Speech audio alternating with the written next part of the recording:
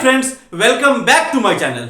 Friends, आज हम लोग डील करेंगे कि बजट में अग्निपथ स्कीम को लेकर क्या क्या अमेंडमेंट आए। Agnipath scheme ministry of defence का एक प्रोजेक्ट था। ये आपका मिनिस्ट्री ऑफ डिफेंस ने अग्निपथ स्कीम 2022 लॉन्च किया था, जो एप्लीकेबल 1 नवंबर 2022 से था। अग्निपथ स्कीम में जो अग्निवीर होंगे, अग्निपथ स्कीम में जिनको रिक्रूट किया जाएगा वो सब अग्निवीर कहेंगे, और ये अग्निवीर इंडियन आर्म्ड फोर्स को सपोर्ट करेंगे। तो ये मिनिस्ट्री ऑफ डिफेंस का क्रिएट किया हुआ प्रोजेक्ट था। तो इसको लेकर बजट में इस बार क्या क्या चेंजेस आए, आज हम उसी को जानेंगे डिटेल में। देखिए क्या होता है मिनिस्ट्री ऑफ डिफेंस ने क्या किया था, अग्निवीर स्कीम के लिए एक अग्निवीर कॉर्पस फंड बनाया था। अग्निवीर कॉर्पस फंड बनाया था जिसको मॉनिटर मिनिस्ट्री ऑफ डिफेंस करता है। इस अग्निवीर कॉर्पस फंड में क्या होता है, अग्निवीर कॉर्पस फंड में जो अग्निवीर है, जो अग्निपथ के तहत रिक्रूट हुए हैं उसे हम अग्निवीर कहते हैं। तो जो अग्निवीर है वो उसमें 30% off their monthly customised package, जो उनका पैकेज रहेगा अग्निवीर का, उसका 30% वो कंट्रीब्यूट करेंगे। एक जो अग्निवीर कॉर्पस फंड में कंट्रीब्यूट करेंगे, वही इक्वल कंट्रीब्यूशन गवर्नमेंट भी करेगा अग्निवीर कॉर्पस फंड में। समझ में आया। और ये जो अग्निवीर होते हैं उनका जो टर्म होता है वो 4 ईयर्स के लिए होता है। आफ्टर कंप्लीशन ऑफ 4 ईयर्स जो भी पैसा जमा किया गया था अग्निवीर कॉर्पस फंड में, बाय द जो अग्निवीर का जो कंट्रीब्यूशन था वो, और जो गवर्नमेंट का जो कंट्रीब्यूशन था वो, और उसके ऊपर जो इंटरेस्ट है जो प्रिस्क्राइब करेगी गवर्नमेंट है, जो गवर्नमेंट ने जो इंटरेस्ट दिया है उसके ऊपर इंटरेस्ट, दोनों फंड के ऊपर इंटरेस्ट, अग्निवीर का भी कंट्रीब्यूशन और गवर्नमेंट का भी कंट्रीब्यूशन, दोनों इंटरेस्ट, ये सारे पैसे मिला के दिए जाएंगे अग्निवीर को after completion of their service, that is 4 years. तो ये जो पैसा दिया जाएगा इसे कहेंगे सेवा निधि। इसे क्या कहेंगे? इसे कहेंगे सेवा निधि। अब इसको लेकर क्या क्या चेंजेस आएंगे, देखिए।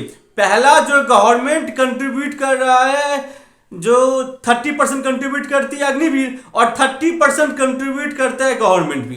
तो जो गवर्नमेंट 30% कंट्रीब्यूट कर रहा है, इसके लिए एक नया सेक्शन, नया नहीं पुराना ही था, एक नया क्लॉज इंसर्ट किया गया सेक्शन 17 सबसेक्शन 1 में। उसमें यह कहा गया कि जो गवर्नमेंट कंट्रीब्यूट कर रहा है, गवर्नमेंट जो कंट्रीब्यूट करता है अग्निवीर कॉर्पस फंड में, वो अग्निवीर के सैलरी का पार्ट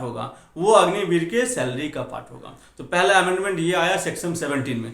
दूसरा अमेंडमेंट क्या आया? दूसरा अमेंडमेंट ये आया जो एक सेक्शन 80CH लाया गया।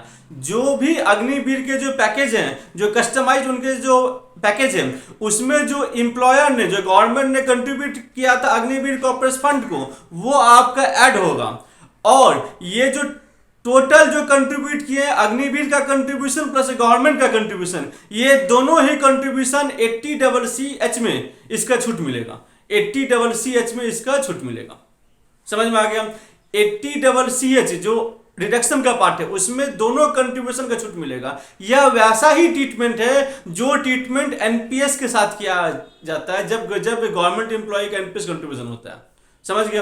तो जो एम्प्लॉयर का कंट्रीब्यूशन है वो ऐड होगा एज पर सेक्शन 17, और जो employ contribution along with employer contribution, ये जो कंट्रीब्यूशन है वो 80CH में आपको छूट मिल जाएगा।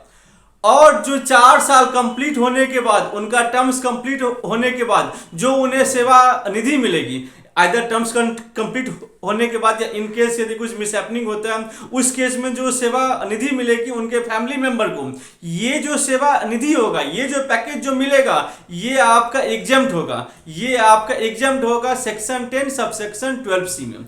तो ये 3 अमेंडमेंट किए गए। एक आपको इसको एग्जाम्पशन में डाला गया सेक्शन 10 में, दूसरा आपका जो 80CH में जो दोनों कंट्रीब्यूशन ही छूट मिलेगा, और तीसरा जो सेक्शन 17(1) में सैलरी का छूट मिलेगा।